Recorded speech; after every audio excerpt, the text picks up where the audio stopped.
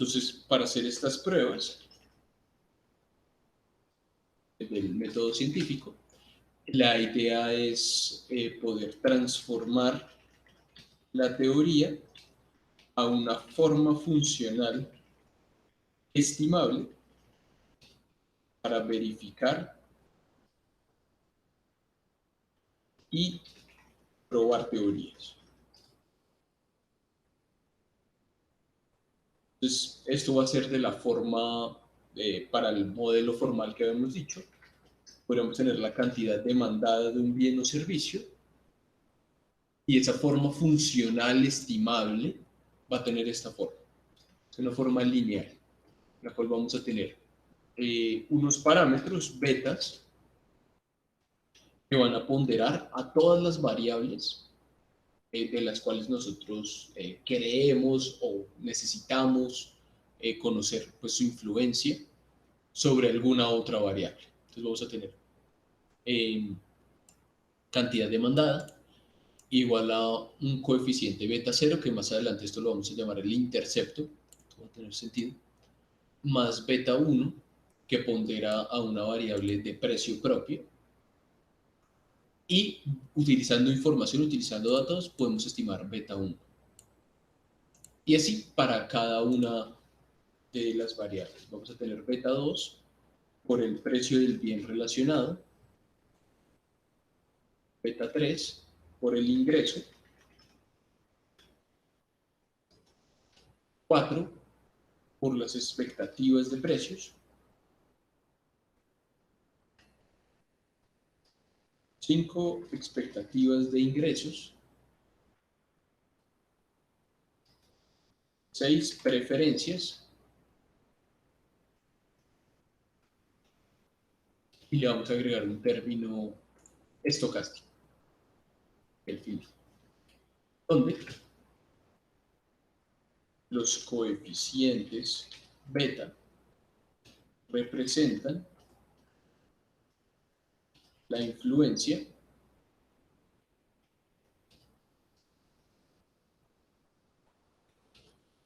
de cada una de las variables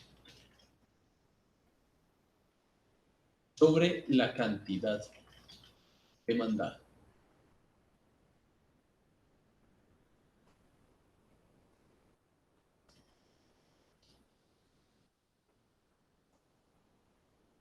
Es decir, utilizando datos, vamos a poder estimar beta 1. ¿Qué sería beta 1?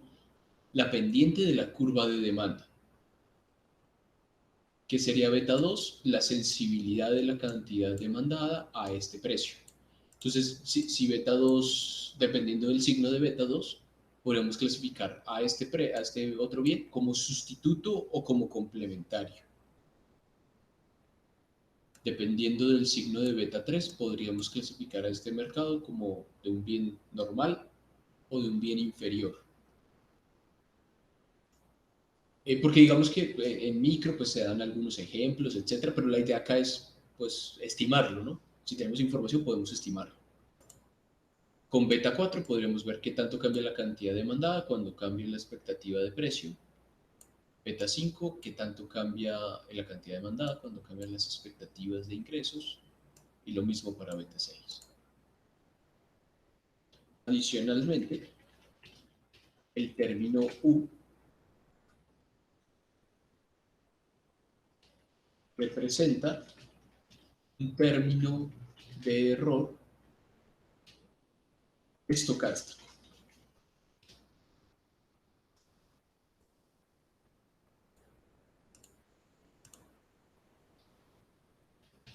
Es decir, es todo lo demás que puede afectar a la cantidad demandada. Y es que pues acá pueden haber elementos aleatorios o inherentes pues a cada individuo, los cuales dicen que pues este individuo no solamente se basa en todo esto, sino que se basa en alguna lógica que podría tener él, no, que sea diferente de sus preferencias, algunos otros motivos por los cuales demandan bienes y servicios. Todo eso adicional lo vamos a cuantificar en el término de error. Y esto va a hacer a esta ecuación una ecuación que sea empírica, porque no vamos a poder explicar con total certeza a la cantidad demandada solamente por estos factores, sino que vamos a necesitar agregarle un término de error. Y ese término de error no lo podemos eliminar, siempre va a existir.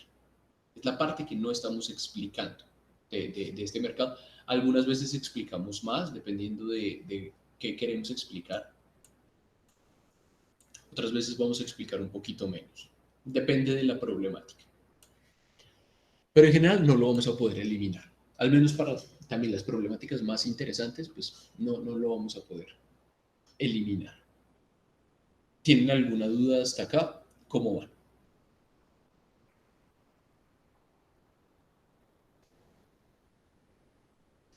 No, profe, No, no, señor, claro. Hasta el momento no, profe.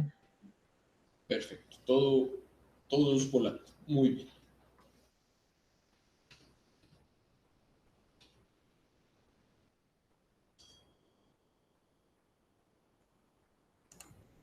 Ahora, la anterior ecuación nos va a permitir identificar los efectos de todas las variables a la derecha de la ecuación, manteniendo constantes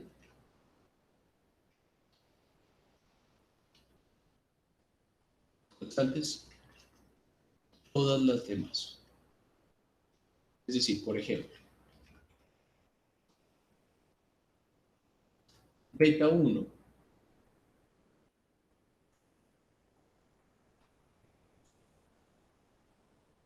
va a medir el efecto de un cambio en el precio propio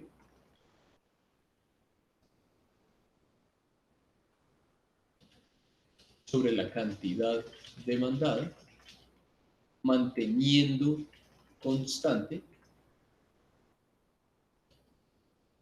todas las demás variables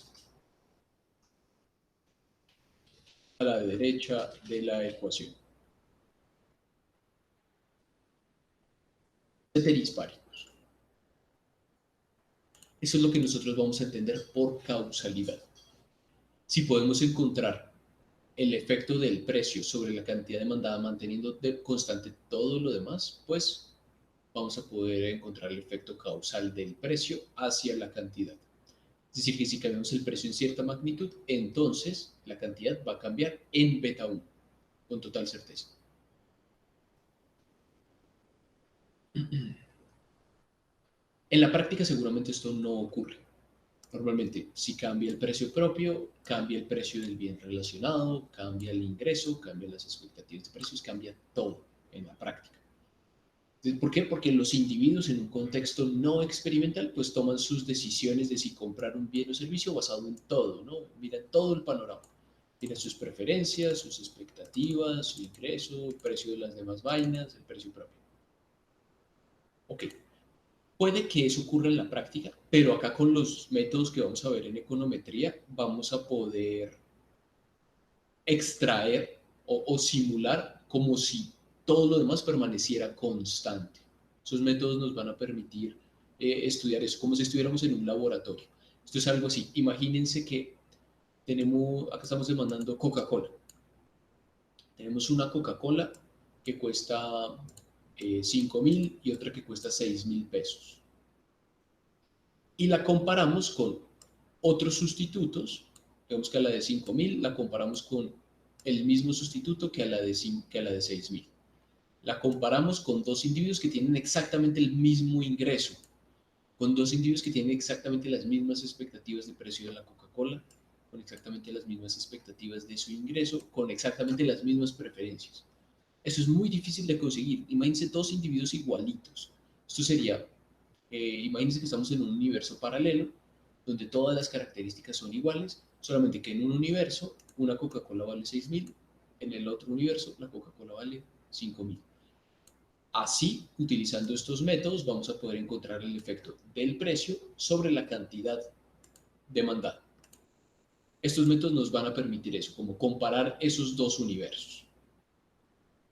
Eso va a ser manteniendo todo lo demás constante, ceteris paribus. ¿Queda claro esto? Ceteris paribus, sí lo habían escuchado en otros cursos, yo creo que sí, ¿no? Sí, profe. Entonces, cada vez más adelante vamos a ahondar en estas explicaciones con otros ejemplos, pero acá vamos a tener ceteris paribus, también algo que uno tiene en modelos teóricos, también lo vamos a poder tener acá en modelos empíricos, para poder encontrar estos efectos causales. Ahora bien, en un contexto no experimental, usualmente los individuos toman sus decisiones basados en toda la información disponible. Estos métodos nos servirán para tomar,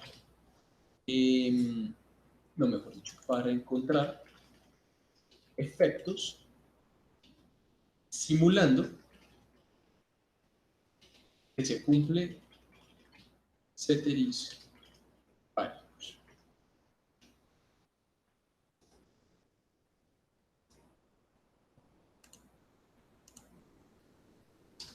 La mayoría de veces, la mayoría de datos en economía provienen de esto, en un contexto no experimental. La mayoría de información que tiene el DANE es en un contexto no experimental, es decir, es preguntarle a las personas.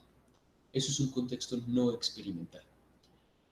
Y para nosotros es un poquito difícil realizar experimentos porque tenemos que experimentar con personas, con sus decisiones.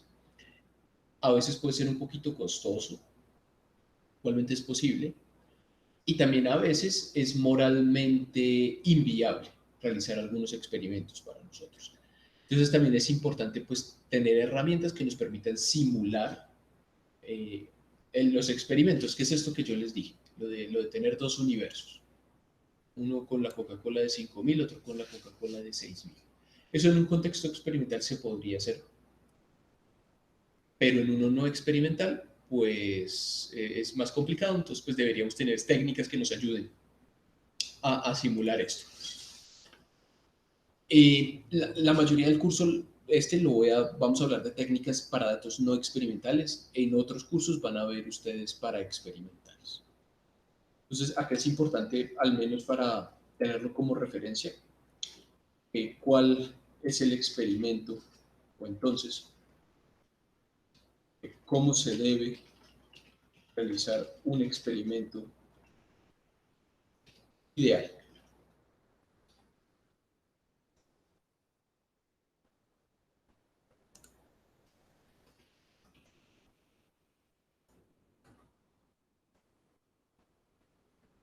Entonces, ejemplo. Digamos que a nosotros nos gustaría determinar cuál es el efecto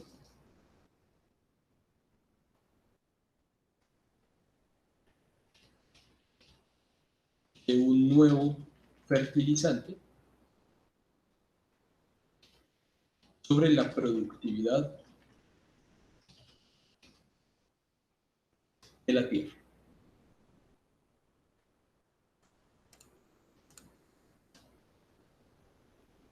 ¿Ustedes cómo harían para hacer ese experimento? ¿Qué se les ocurre? Digamos que ustedes tienen una tierra, una hectárea de tierra, y queremos saber cuál es el efecto de este fertilizante sobre la productividad de la tierra. ¿Cómo harían ustedes para saberlo?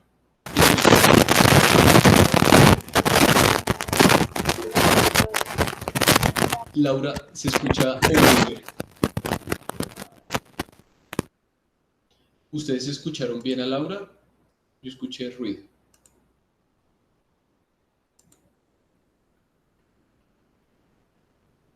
Cuéntenos, Brian. Qué pena, profe, ¿me escucha? Sí, perfecto.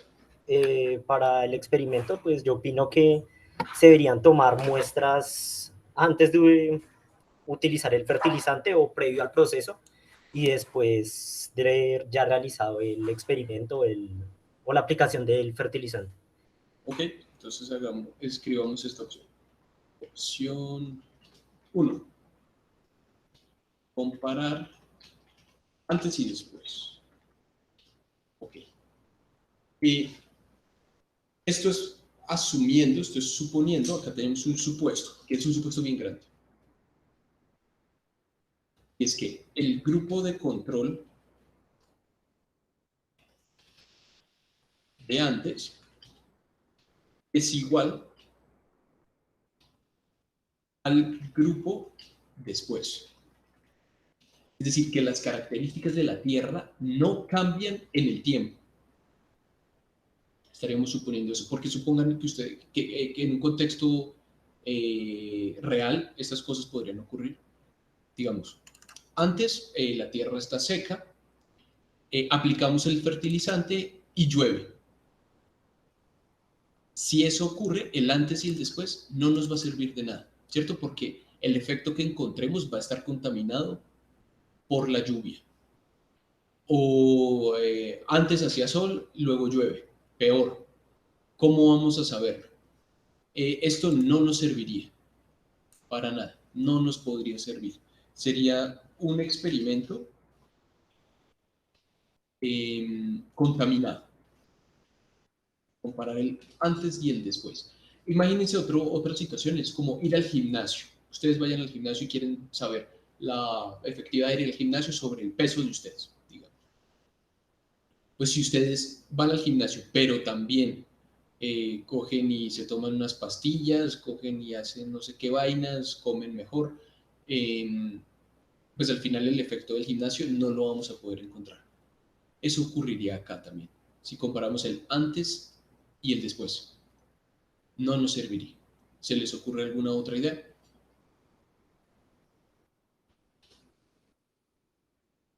¿Cómo es que es su nombre? ¿Brian qué? Vargas. Brian Vargas, profe. ¿Cómo así compararlos simultáneamente? Necesitamos más.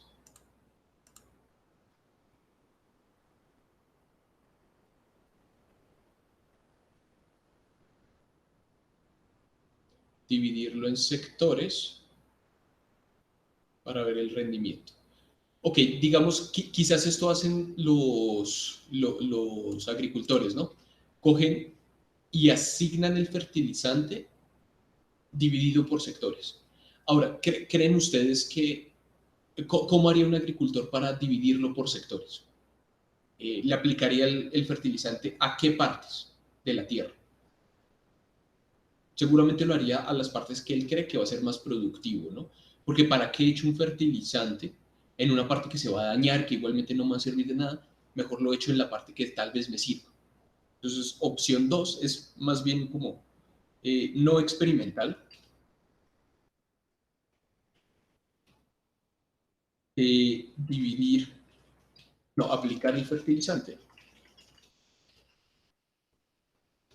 en las ubicaciones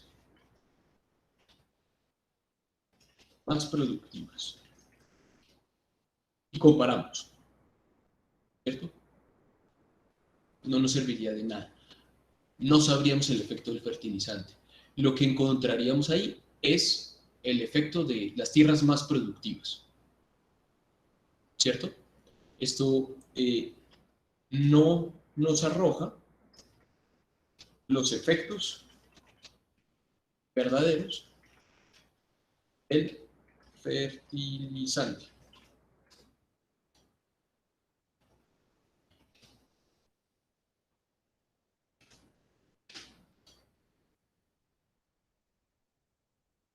¿Qué otra opción se les ocurre?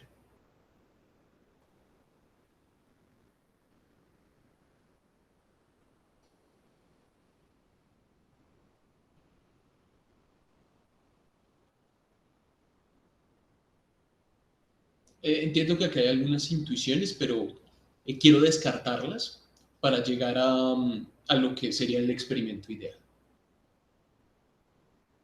¿Qué otra cosa se les ocurre?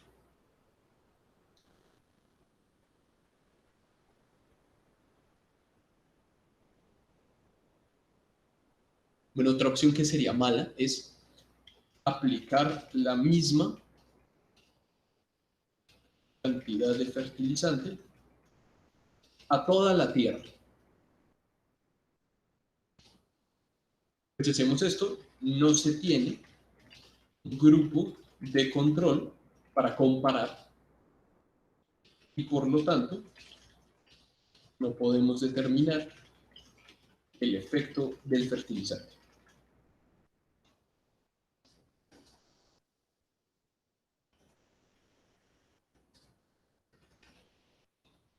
Opción 4.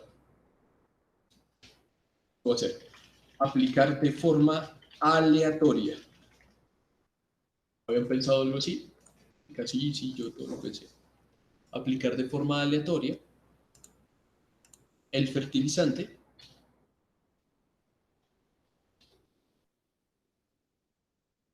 en la tierra.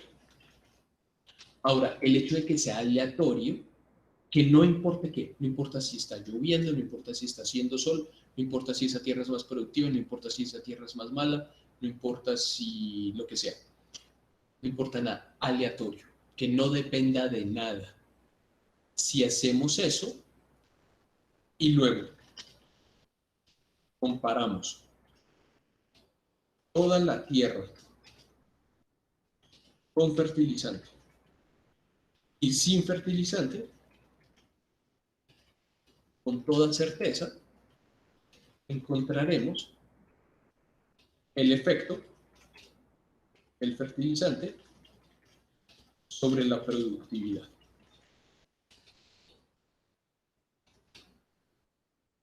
Y esa es la palabra clave, aleatorio. ¿Tienen alguna duda? ¿Se les ocurrió alguna otra idea? Los escucho.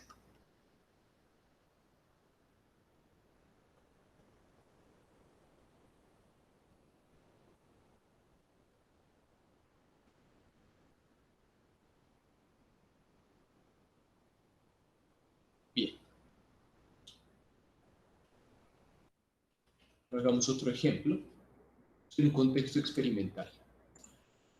También podríamos hacer esto tal vez con alguna medicina nueva, algo por el estilo, alguna vacuna, aplicarla de forma aleatoria a la población y observar su productividad. Porque qué tal que si lo hacemos en un contexto no experimental y que solamente sean las personas que se vacunan y las analizamos, pues seguramente las que se vacunan quizás sean los de mayores ingresos, los que cuiden más su salud. Entonces el efecto que encontramos va a ser el de eso y sumado al de la vacuna. Entonces no vamos a encontrar el verdadero efecto. Tiene que ser aleatorio, una asignación aleatoria. Esto no quiere decir, ojo, que esta es la forma en la que la gente va a aplicar el fertilizante. Es la forma en la que nosotros, como econometristas, vamos a encontrar los verdaderos efectos. Ya después que la gente pues, decida, seguramente la gente va a hacer esto. Pero para nosotros poder encontrar los efectos y poder dar recomendaciones, tenemos que hacer este tipo de opciones. Ahora otro ejemplo. Digamos que nos gustaría saber cuál es el efecto de los años de educación sobre el rendimiento salarial. Espera, qué pena, denme un minuto que tengo que hacer una cosa. Un minuto.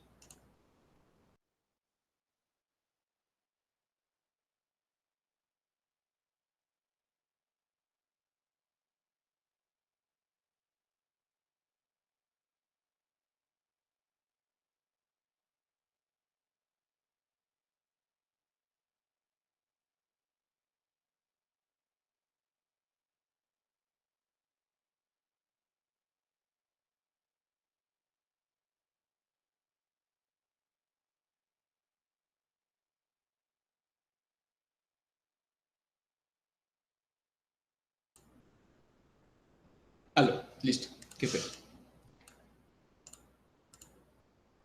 Entonces acá vamos a tener las mismas opciones. Y quiero que veamos lo moralmente complejo o éticamente complejo, que sería hacer aquí un experimento. Entonces, comparar antes y después.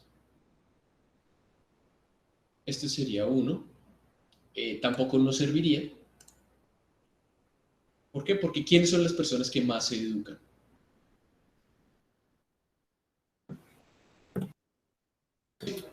Las de mayor, no sé, sí, con más dinero, pero sí, eso. Sí, los de mayor ingresos usualmente son los que más se educan. Entonces, pues no encontraremos los efectos de los años de educación, sino que ahí también adentro está el ingreso de las personas. Entonces eso va a estar contaminado.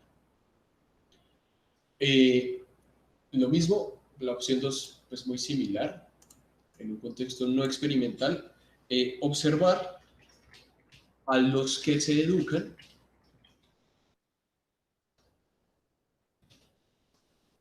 y comparar con los que no se educan. Poco nos va a servir, ¿no? Que no, los que más se educan son los que tienen más ingresos y quizás más oportunidades laborales. Y hay una visión acá que yo creo que es como un poquito retrógrada, que son los que más habilidades tienen. Tal vez eso se puede probar, no sé, pero seguramente no podemos observar a los que se educan y comparar con los que no se educan para ver el efecto sobre el salario. No podemos hacer eso. O sea, sí, o sea, lo podemos hacer, pero si lo hacemos encontramos algo que seguro no va a ser lo verdadero. Entonces no nos va a servir de mucho. Opción 3 sería aplicar la misma cantidad de años de educación a todos.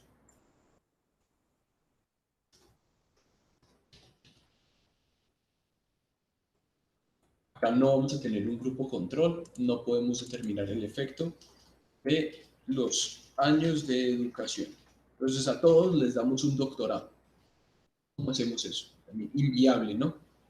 Totalmente inviable.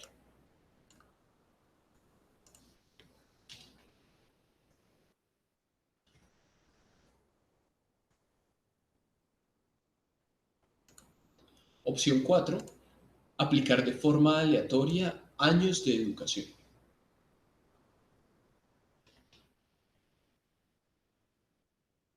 Sin importar qué. Entonces, podría ser a personas de muy bajos ingresos, les damos 2 doctorados, maestrías. A personas de altos ingresos, les damos un bachillerato. No importa sus características, como el lanzamiento de un dado aleatorio, lo que le toque a cada uno.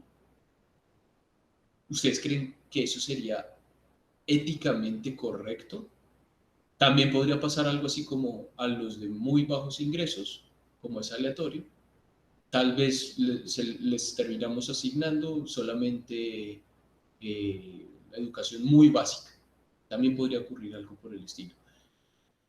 ¿Creen ustedes que eso sería ético? Hacer ese tipo de experimento, que sería el experimento ideal. Pues de que sea ético, ¿no? Pero es como la mejor manera de ver los diferentes resultados que se pueden obtener. De acuerdo, sí, pero creo no sería nada ético y la verdad, si a mí me preguntan, yo no sería capaz de hacer este tipo de experimentos porque creo que pues podría tener implicaciones en la vida de las personas de forma muy negativa por una decisión que fue totalmente aleatoria. Entonces, pues, yo no sería capaz de hacerlo. No sé si tiene algún otro comentario de eso.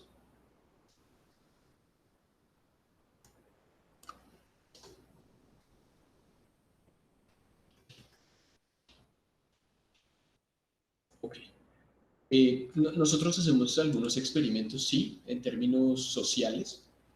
A veces son éticamente cuestionables, pero seguro los experimentos de los psicólogos son mucho más cuestionables en términos éticos que los de nosotros. Muchas veces ellos también los terminan haciendo. Ok, ese sería cómo realizar los experimentos ideales. Esto nos permitiría encontrar los efectos. Ahora, como les mencioné, muchas veces no podemos hacer nosotros estos experimentos, no tenemos los datos, algunas veces se pueden sacar, son un poquito costosos, se pueden hacer, pero usualmente no los tenemos. Entonces, las técnicas que vamos a ver de ahora en adelante van a estar más asociadas a un contexto no experimental.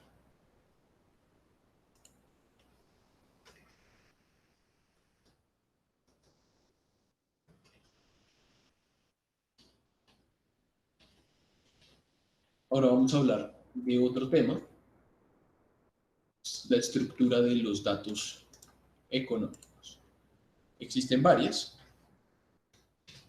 Una son cortes transversales o cross-section, transversal, series de tiempo, panel de datos, un pool de datos o datos georreferenciados.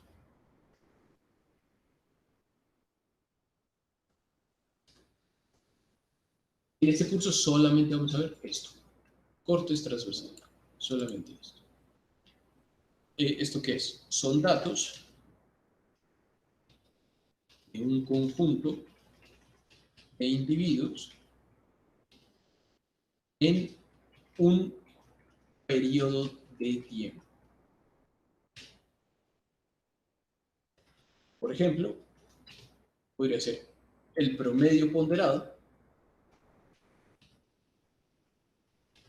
de los estudiantes de economía de la Santoto de quinto semestre. Entonces, yo les pregunto a todos ustedes cuál es su promedio, con sus nombres, su promedio. Para hoy, para este semestre, para este periodo de tiempo. Esto va a ser un corte transversal. Una analogía para esto es que esto es como una foto de muchos individuos. Una foto en un momento del tiempo, en un instante del tiempo. Quizás pues cuando recopilamos los datos, digamos, yo primero le pregunto a Juan José, luego le pregunto a Sergio Esteban, luego le pregunto a no sé quién. Obviamente pues ahí no va a ser un instante como tal de tiempo, pero pues digamos que las respuestas sí van a estar asociadas todas al mismo periodo de tiempo. Estos van a ser los tipos de datos que vamos a analizar acá en el curso, datos de corte transversal. Entonces no vamos a tener la dimensión del tiempo, nos vamos a olvidar de eso. Estos usualmente están asociados a análisis microeconométrico. Entonces, muy vinculado a la teoría microeconómica. Usualmente, no tiene que ser una regla. Ahora, los de series de tiempo, estos son datos de una única variable que se recopilan para distintos periodos de tiempo. ¿Se les ocurre algún ejemplo de esto?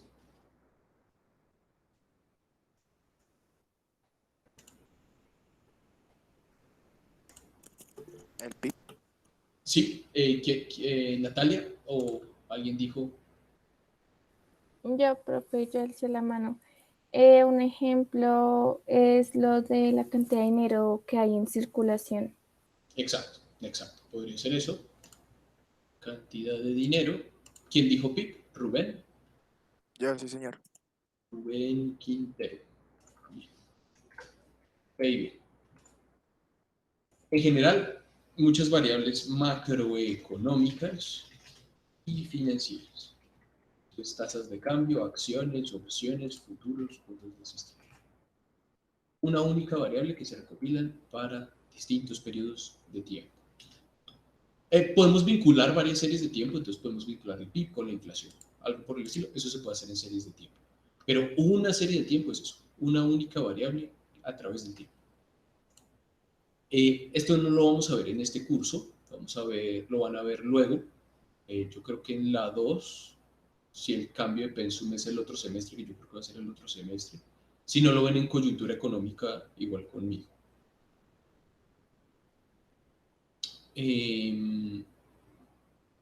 Ok, y una analogía es un video de un individuo o de una agregación a través del tiempo. Y pues usualmente están en macroeconometría, algo por el estilo. Se asocian a eso. Sí, dime, Juan José. Profe, no sé si otra analogía podría ser la recopilación de una foto exactamente igual. O sea, digamos, de una familia de dos personas. Ya con el pasar del tiempo, pues sí, la vuelven a hacer. También podría ser. No tanto, si es ya de varios individuos, va a caer en eso, en panel de datos. Ah, ok. Sí. Ok, pero sí.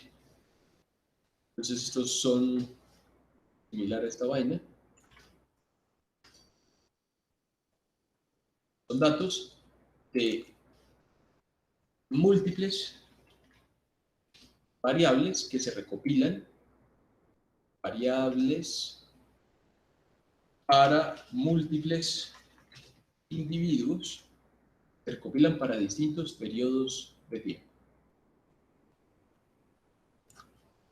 Por ejemplo, acá podría ser el Producto Interno Bruto, ¿ok? Para distintos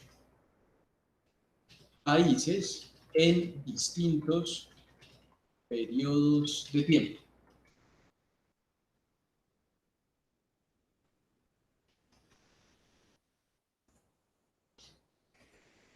Tenemos el PIB de Estados Unidos, de China, de Colombia. Para los mismos periodos de tiempo, si es para los mismos y tenemos los datos para todo eso, se llama un panel balanceado. Ok.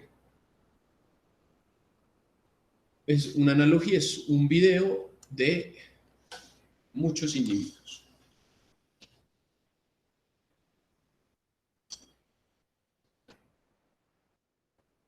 Este panel de acá, este ejemplo, sería como un macro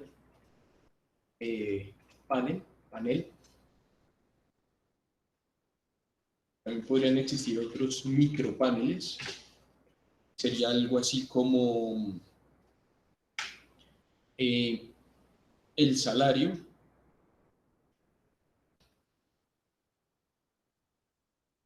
y los años de educación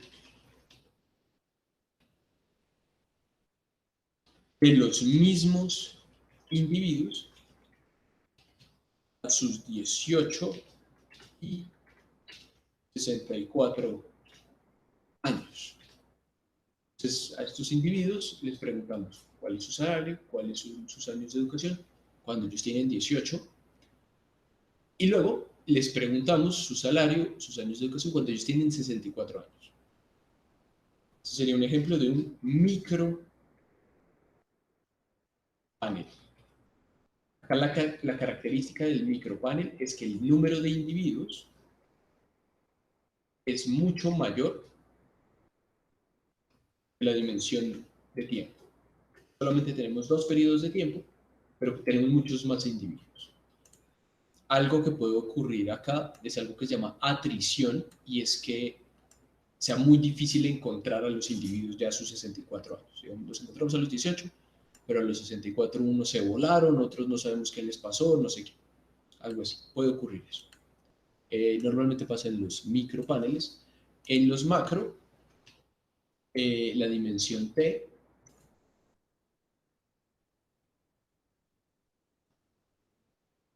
tiempo es similar a n.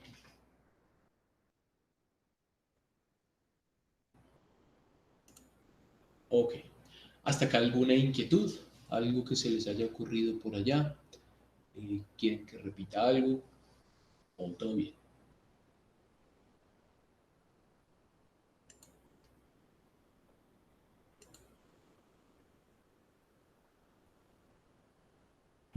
Todo bien, profe. Ok. Listo. Pool de datos. Esto es una combinación de múltiples cortes transversales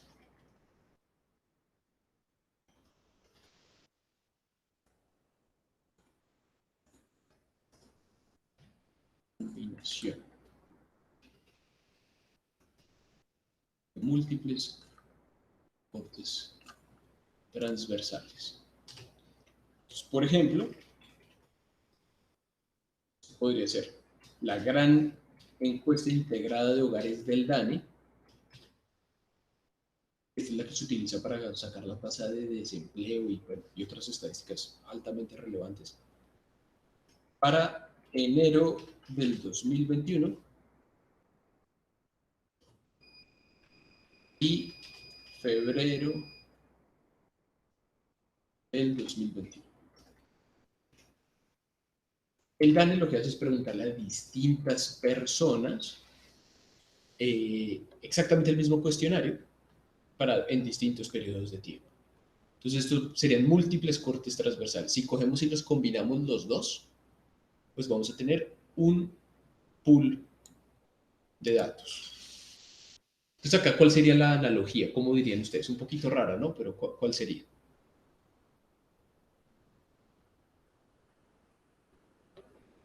Analogía, pues visto así. ¿Sí, Andrés? Pues, profe, yo pensaría que podría ser una foto de múltiples personas de grupos sociales, por así decirlo. Otra vez, otra vez. O sea, podría pensarlo de la forma en que tomamos una foto de muchos individuos de diferentes etnias sociales o grupos eh, económicos. Ok, ok, sí, más o menos, más o menos. Yo lo veo de otra forma. No sé si alguien lo ve también de otra manera. Porque usted dijo una foto, ¿cierto? Una foto. Sí, Juan José. En este caso podría ser un álbum de fotos o algo así. Exacto, algo así, más bien, ¿no? Ok. Como múltiples fotos y salen allá unos tipos, luego salen otros tipos, luego salen otros tipos. Algo así más bien.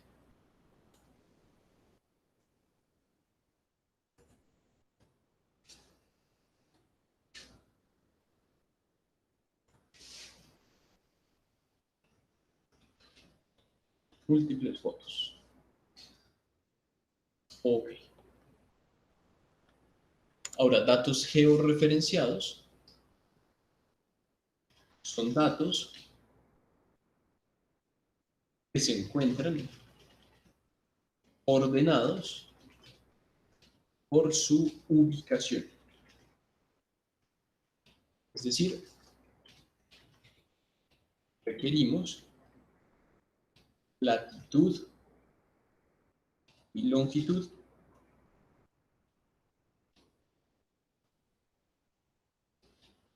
en la base de datos. Poderlos ubicar. Y una vaina bien compleja es que puede ser combinación de esto con tiempo, algo así. Yo no sé mucho de eso. Ok. Georreferenciados. Ahora, los econometristas usualmente le dan mucha credibilidad, los econometristas aplicados más que todo, los que se enfocan en análisis causal, le dan mucho peso a los cortes transversales y a los micropaneles. Bueno, y al pool también. Los econometristas que se enfocan en análisis causal. Existen otros econometristas que se enfocan en análisis predictivo, se enfocan más en series de tiempo y macropaneles. Y la econometría espacial, ¿qué es esto? Tiene muy poca credibilidad por parte de todos, al menos en la academia. No quiere decir que esto sea un análisis que no le aporte a uno pues, información y explicaciones y entendimiento sobre algún tipo de situaciones. No, pero en la academia usualmente castigan mucho esto, no les gusta mucho esta vaina. Datos georreferenciados. Tal vez eso explica por qué no sé mucho de eso. Bueno.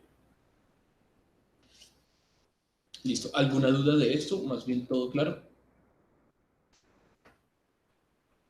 Por mi parte no, profe.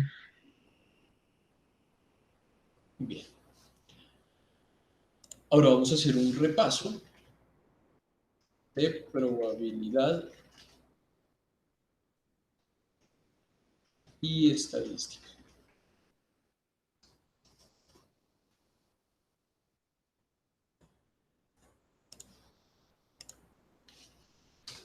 Entonces vamos a hacer algunas definiciones. Primero va a ser una variable aleatoria. Esto es una variable que puede adoptar un valor o rango de valores con cierta probabilidad de acuerdo a su espacio muestral.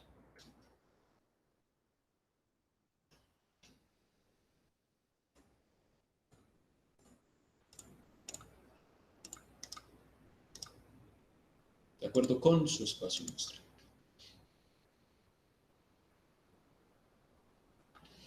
Existen dos tipos de variables aleatorias. Las variables aleatorias continuas y discretas.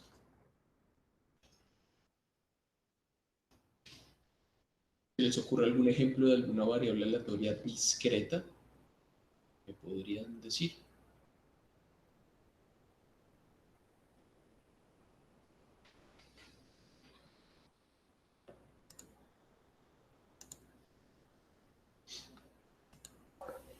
Profe, ¿podría ser la edad?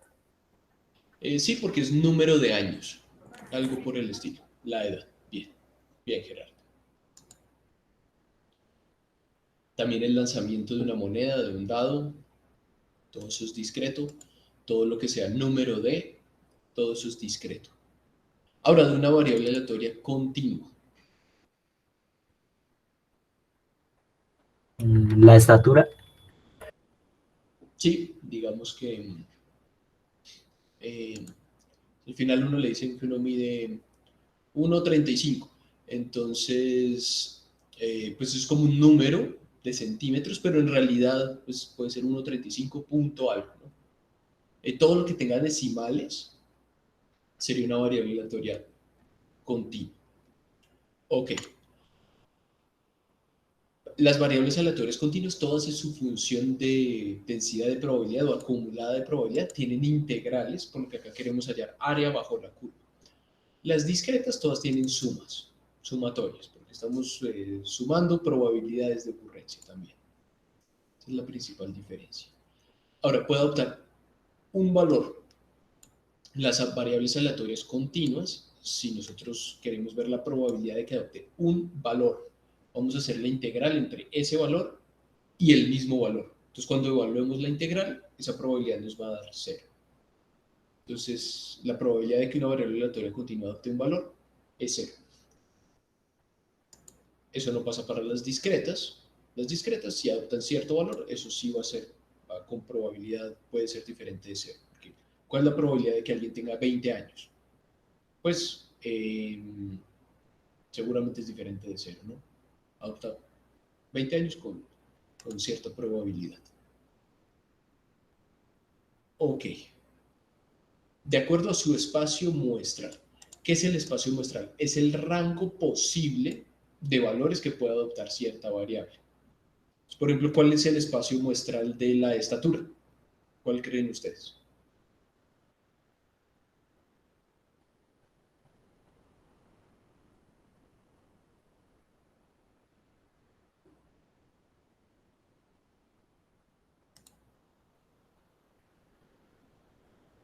Pues algo así entre la persona más chiquita del mundo y la persona más alta del mundo, ¿no?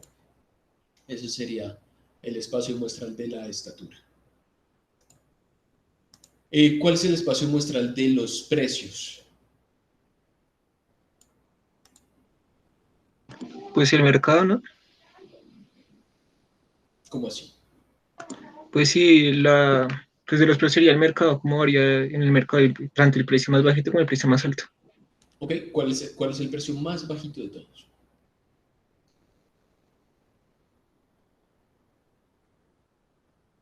¿Cero podría ser? Exacto, cero. ¿Y arranca hasta dónde? Hasta infinito, ¿no? Exacto.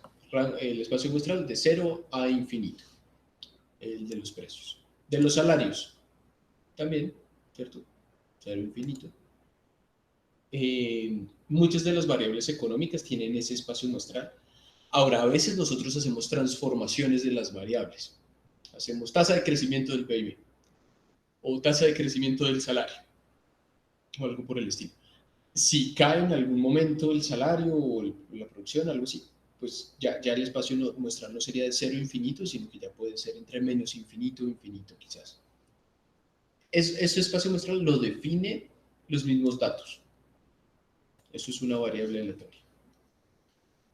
Bien.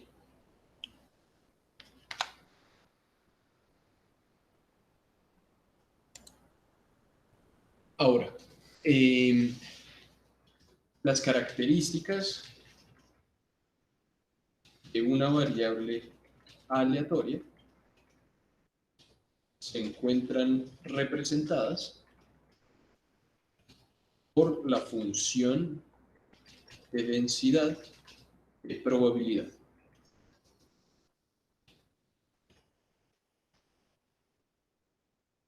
Esto la vamos a llamar f de x.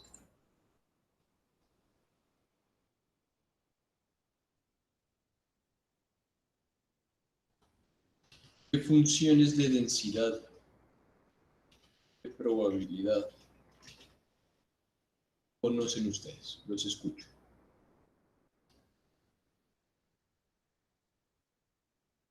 De estadística o probabilidad.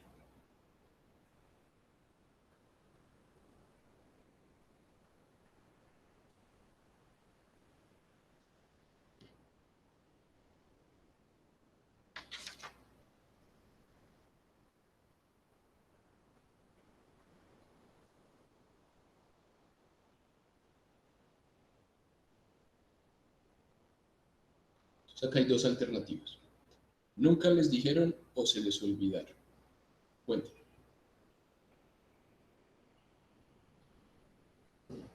Yo hablaba personalmente, no me acuerdo. Ok, gracias.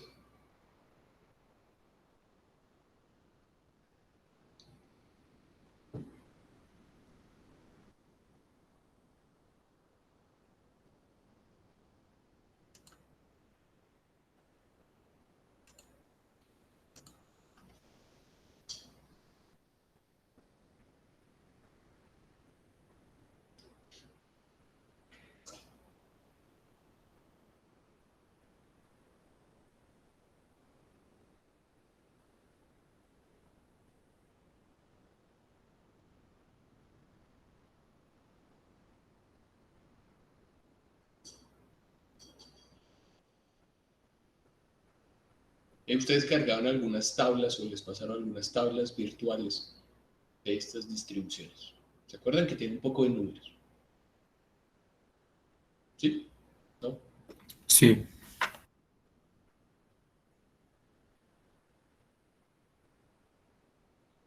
Está la distribución normal ¿Normal?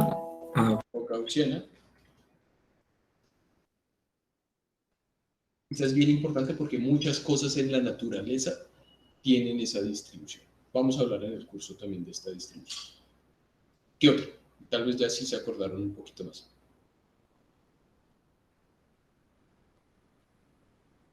No. Distribución TED Student. ¿Le suena? Student. Distribución chi cuadrado y la F. Estas al menos deberían recordarlas. Ok. También existen muchas más. Está bien. Esto es el f de x, eso es una función de densidad de probabilidad. Mide con qué probabilidad una variable aleatoria puede adoptar cierta probabilidad. Todas estas son continuas. También existen otras discretas. Ahora, existen algunos parámetros o momentos que gobiernan la forma de estas distribuciones. Distribuciones.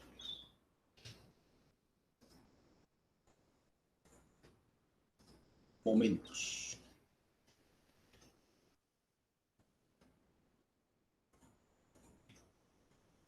El primero es la media, el valor esperado o la tendencia central.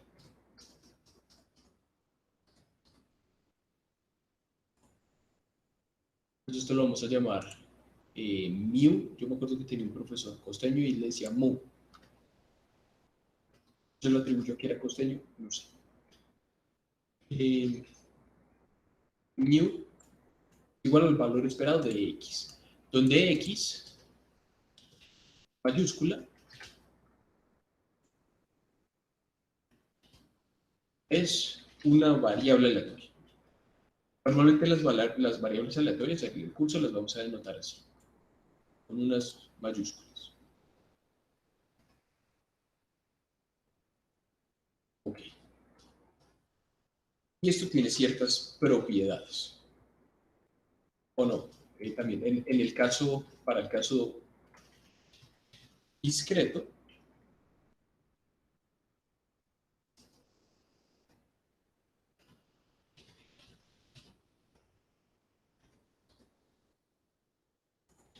el valor esperado de x será igual a la sumatoria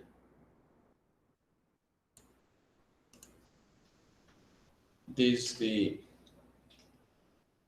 igual 0 hasta infinito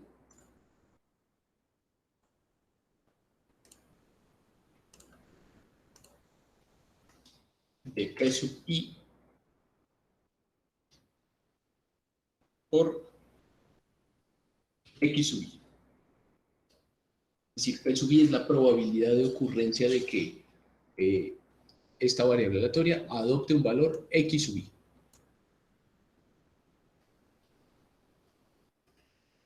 Ejemplo. Vemos que tenemos x, que sea los resultados de un dado de 6 caras. ¿Cuál sería el valor esperado de x? Les doy 5 minutos, por favor, piénsenlo y saquen el valor esperado de x. ¿Listo? Bien. Y punto para el que lo dijo. Nos vemos 3:15.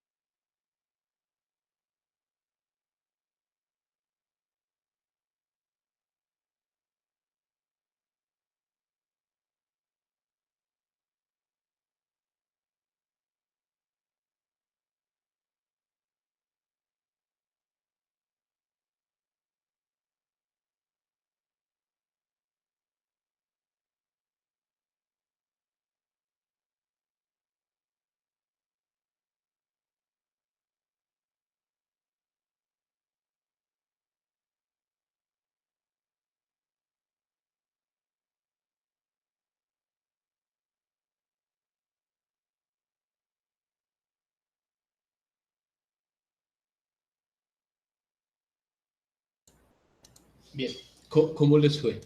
¿Cómo lo intentaron hacer? ¿Cómo lo pensaron? Profe, pues me dio 3.5. Yo lo intenté hacer, profe, normal con, o sea, cada valor del dado sobre la probabilidad que caiga, o sea, 1/6 más 2/6, la sumatoria de los posibles que haya del dado, y pues la sumatoria de eso da 3.5. Perfecto. Bien, Juan Pablo. Así es. Con esta fórmula, probabilidad de ocurrencia por valor del dado. Los demás lo hicieron así, lo pensaron así, alguien lo pensó diferente.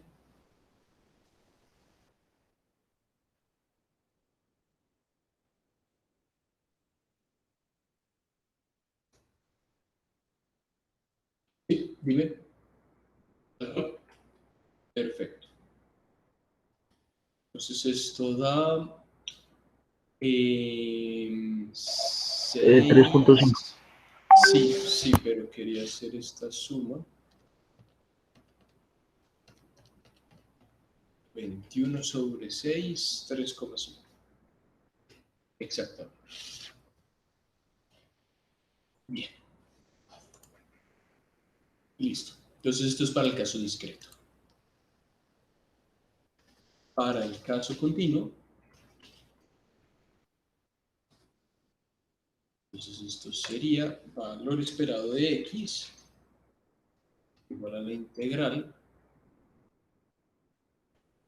desde menos infinito hasta infinito de x por f de x de x.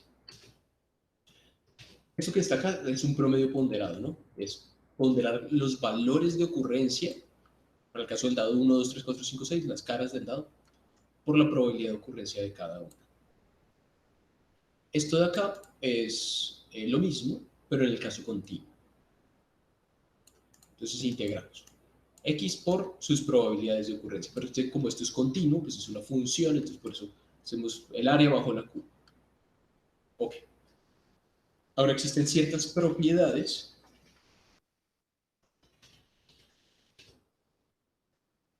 del valor esperado que vamos a usar durante el curso. Primera, valor esperado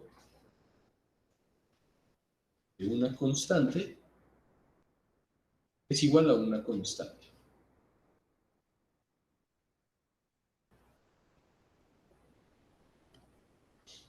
Es decir, si sacamos el promedio de algo que nunca varía, pues nos da eso. Ok. Segundo, valor esperado de a por x más b es igual, donde a es una constante, b es una constante, a por valor esperado de x más b.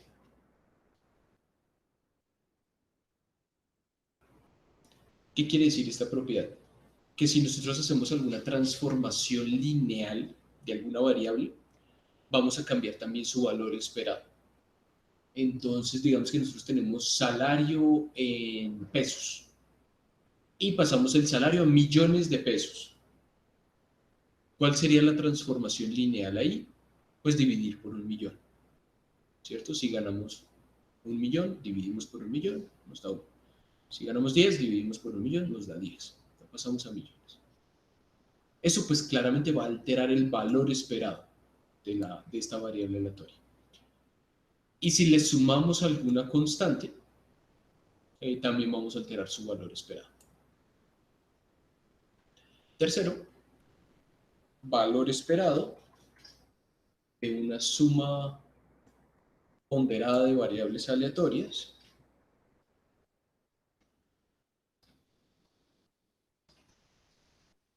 va a ser igual al promedio ponderado de i igual 1 hasta n de los valores esperados ponderados.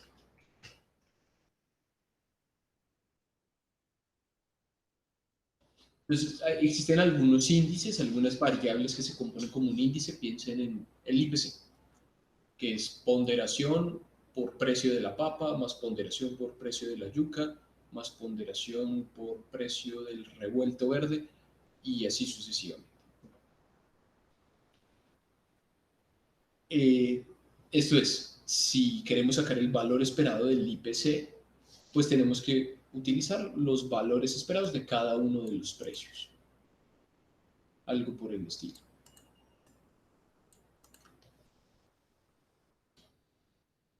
Ahora bien, empíricamente,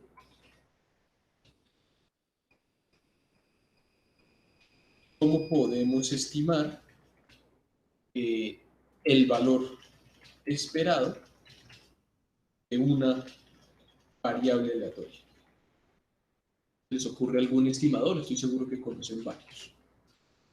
¿Cómo podemos estimar el valor esperado? Recuerden, sinónimos, media, valor esperado o tendencia central. ¿Qué estimadores conocen de esto?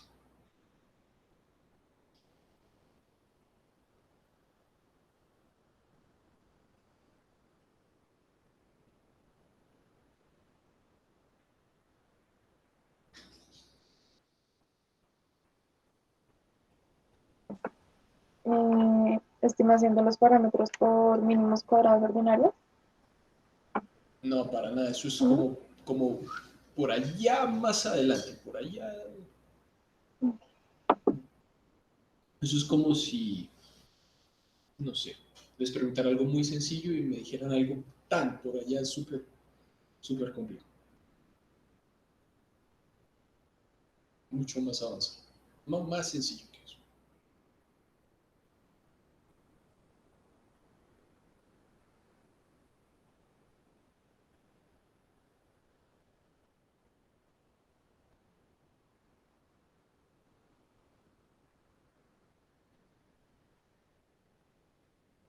¿Eso no es con la media y eso? Si no estoy Claro, mal. claro. X barra. X barra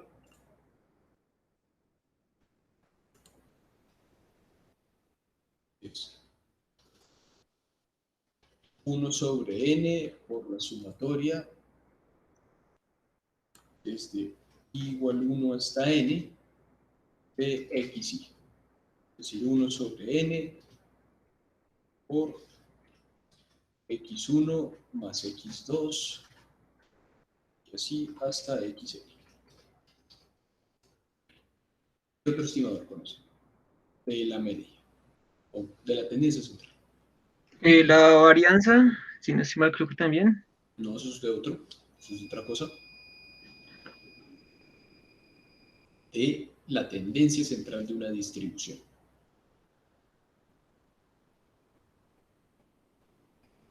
La mediana, profe. Ese sí, gracias, Sara. Mediana. Entonces yo creo que acá ya van a empezar a recordar más. ¿Qué otro?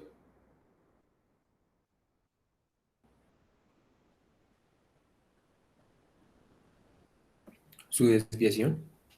No. La moda. La moda, eso sí. La moda. Les encanta la moda. El rango también podría ser, profe. No tanto, el rango es como los valores que pueda adoptar. Eso es otro tipo de momento. Digamos, lo que ustedes me dijeron, varianza, desviación estándar, es momento de orden 2. Ese lo vemos en la otra clase. Pues un repaso, ¿no? El rango es más bien qué valores puede adoptar en ciertos percentiles, algo por el estilo. Estos son los más comunes. También existe otro que es el promedio geométrico, el promedio armónico. Ok. Mediana escoger. Digamos que yo tengo 3 individuos y tengo los años de educación de los 3. Entonces, organizo del menor al mayor los años de educación y cojo el que tiene los años de educación en toda la mitad. Esa sería la mediana. Si tengo 4 individuos, si tengo un número par de individuos, voy a coger los 2 individuos que están en la mitad y puedo sacar el promedio aritmético de los 2 y saco la mediana. La moda, el dato que más se repite, promedio geométrico Esto es, llamémoslo xg, y esto es la raíz enésima del producto de todos los datos.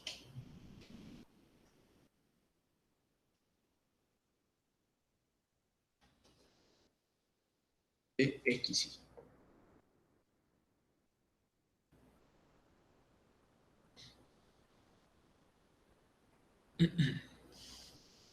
Ok. Y promedio armónico es un poquito más raro. Armónico.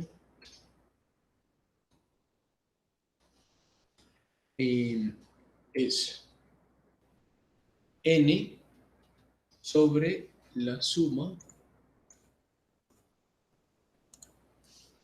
desde i igual 1 hasta n de 1 sobre xy. Esto usualmente se aplica para tasas de interés y esta vaina para unas cosas por allá en física que nosotros no vemos nada. Ok, usualmente utilizamos este. Usualmente nos quedamos con ese. ¿Por qué nos quedamos usualmente con este? Porque existe algo que se llama la ley de los grandes números, que la vamos a repasar luego, pero que básicamente nos dice que x barra es un estimador consistente de la media. Entonces eso para recordar propiedades de los estimadores. Es un estimador insesgado y también es consistente de la media. Bien, les voy a dejar algunos ejercicios en clase para que los desarrollen en la casa o ahorita en esta media hora creo que sería mejor, cuando les quede más cómodo y los resolvemos la otra clase, al inicio de la clase. Primero, calcule el valor esperado de un dado cargado para el cual la probabilidad de obtener valores pares es el doble de la probabilidad de obtener valores impares. Segundo, demuestre que las propiedades 1 y 2 del valor esperado son ciertas. Para ello, considere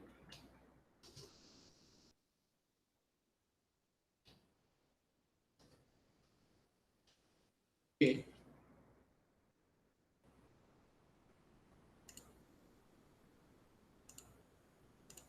la integral desde menos infinito a infinito de f de x, esta vaina es 1.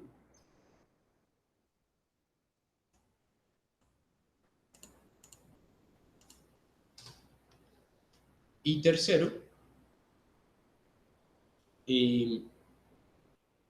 calcule el logaritmo natural del promedio geométrico y compare su resultado con el promedio aritmético.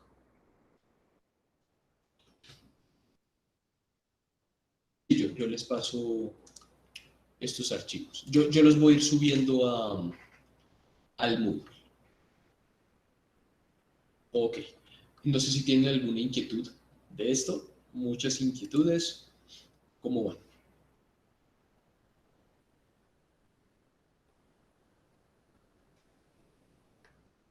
No, profe, súper bien. Le iba a preguntar si lo iba a subir, pero ya, pues, ya nos dijo. Gracias. Perfecto. Listo. Entonces la idea sería ir la otra semana a clase, ¿cierto? Entonces, ¿quiénes irían el lunes? Porfa, levanten la mano virtual y déjenla levantada.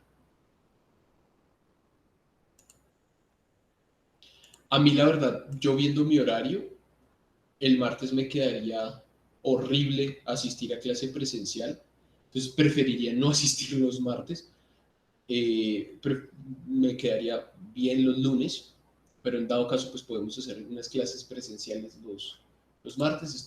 Terminan siendo híbridas. Porfa, el lunes, ¿quién iría? Levante la mano virtual.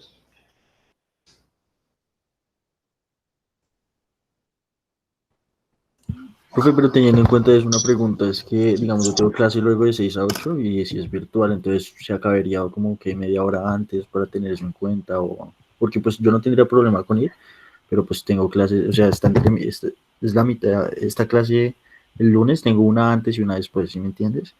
Sí, Entonces, pues yo podría ir porque pues no es tan lejos de la universidad, pero pues teniendo en cuenta la siguiente clase también, entonces no sé ya. cómo sería el horario. Sí, a mí me pasan cosas parecidas. Yo creo que la universidad debería habilitar algunos espacios pues, para que ustedes tomen clases virtuales allá. Entonces, digamos así, tú no tendrías los problemas, ¿cierto? Porque sería como, ya, van conmigo a las 4, digamos que se acaba, por tarde, y luego vas al computador allá y tomas tu clase virtual, ¿cierto? Ese es más que todo el problema. Sí, podría ser. Sí, pues digamos, yo no veo tan lejos De la universidad. de la universidad, o sea, digamos, teniendo en cuenta de pronto un pick-up, son 15 minutos de mi casa ya, entonces pues no me demoraría tanto volviéndome a mi casa, pero pues es simplemente eso, tener en cuenta no acabar sobre el tiempo de la siguiente clase, por decirlo así. Ya. Sí, yo creo que yo acabaría 3:30, algo por el estilo. Entonces sí, creo que no habría problema ahí. Entonces, porfa, levanten la mano virtual de nuevo y déjenla levantada los que irían.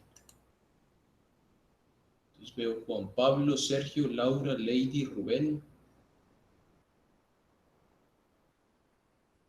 Natalia, Andrea, Acevedo. Entonces somos 6. Bien. Yo quiero también ensayar la infraestructura de la universidad, la verdad, porque nunca lo he dado en la universidad. Entonces sí, nos vemos el lunes, solamente por confirmar. Yo tengo el salón Aula 202, Fray Alberto Ariza. Ustedes tienen el mismo, ¿cierto? Yo ni me acuerdo cuál es ese. Sí, señor. Ok, perfecto. Sí. Listo. Entonces nos vemos el lunes y algo hablamos el mismo lunes para ver qué hacemos el martes. ¿Qué otra cosa les iba a decir yo? También no recuerdo si les mencioné, pero yo creé un canal de YouTube con muchos videos de econometría. Entonces los invito a que lo consulten.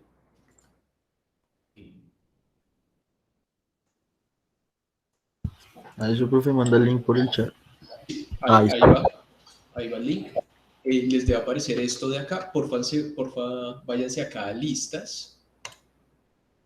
Y acá tengo algunos videos de Stata, son más bien poquitos, de econometría avanzada, que esto es algunas cosas de econometría 2, algunas cosas de econometría 1. Ustedes pueden ir viendo los temas y algo de series de tiempo. Este sí, pues es el que más tengo. Pero digamos que acá hay unos videos también importantes de probabilidad y estadística que les pueden servir. Entonces, pues para que lo consulten. Quizás con el tiempo voy subiendo más cosas de Stata, de EBIUS también tengo, por si les interesa. Ok, listo. Entonces dejemos por ahí y nos vemos presencialmente la otra clase. Chao, que tengan buena tarde. Chao, profe, Dale, igualmente. profe, Hasta luego. gracias. Chao, profe. Gracias, profe. Hasta luego, profe. Gracias, profe.